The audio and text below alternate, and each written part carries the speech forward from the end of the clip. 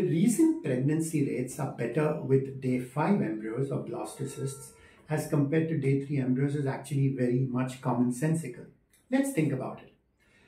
If we had the best technology in the world and we could grow the embryos all the way to a 9-month-old baby, what's called ectogenesis, then obviously that's what every IVF clinic would do. We take the eggs and sperms, grow the embryos in the lab till it became a 9-month baby and give you the baby.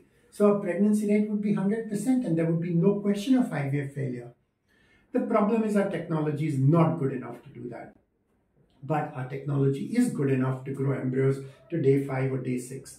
And that's why we grow embryos to day 5 and day 6.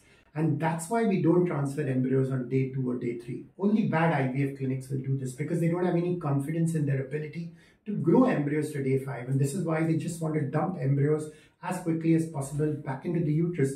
Because this way, if the cycle fails, they can blame the patient for the failure. They can say, hey, see, I'm an IVF lab. I made the embryos. Once I put the embryos back, I don't have any control. You know what? That is true.